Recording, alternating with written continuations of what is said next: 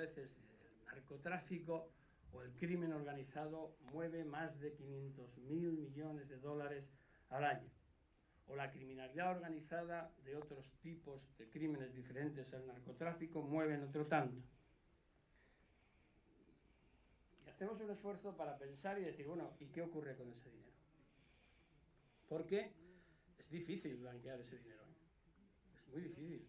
500.000 millones de dólares no son unos cuantos millones de pesos, sino que introducir esto en el circuito legal, mercantil, comercial, financiero, etcétera, es muy difícil. Y si es muy difícil, ¿qué significa ello? Significa que hay una gran complicidad a una escala mundial de los propios mecanismos de regulación de este movimiento, del movimiento legal, que consienten la penetración. Insisto, no son unos cuantos miles o cientos de miles de euros o de dólares, sino, si las estadísticas dicen lo que dicen, son muchísimos millones. Por tanto, tiene que haber, hay una connivencia, o en todo caso, una clarísima omisión, o, lo que es peor, una ineptitud absoluta.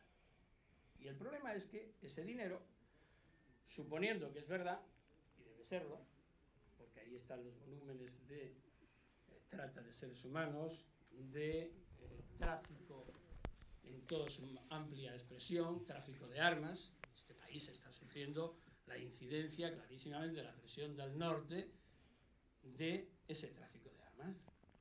En algunos estados, como bien sabéis, de la Unión, se están dictando medidas de restricción del movimiento de armas en los Estados Unidos de Norteamérica, me refiero.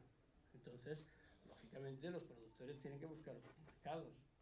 Y lo mismo que se impermeabiliza la frontera hacia arriba por las migraciones, y ello, de alguna forma, influye claramente también en que la incidencia del crimen organizado, a través de la confrontación de las diferentes organizaciones criminales, esté produciendo clarísimos efectos nocivos en este país, porque claro, antes era más fácil.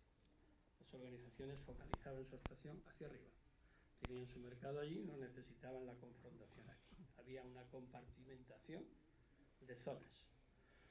Cuando se cierra o se hace más difícil, el mercado interior se vuelve algo que tiene que ser tomado en cuenta en primer plano, y la explosión, el choque por esos territorios y por los consumos, es decir, por los que van a recibir el producto, se produce. Y cuando todavía reciben más presión, se siguen bajando más y llegamos al espacio de Centroamérica, en lo que hoy ya se llama el nuevo Triángulo de Oro, en Honduras, Guatemala y El Salvador, donde, en las que la falta de institucionalidad, de gobernabilidad, de hipercorrupción, se funde en un magma en el que claramente quienes dominan, quienes controlan, son las organizaciones criminales, por tanto, con sus instrumentos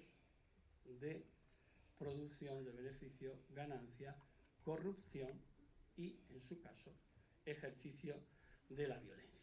Por tanto, como decía antes, esos tráficos, ese volumen de dinero, se tiene que introducir.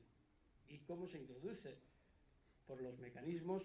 Había, yo me acuerdo, hace ya años, un catálogo que publicó la Policía Española y luego una obra de Interpol muy buena, donde hablaban de las 200 y pico maneras o métodos para blanquear dinero.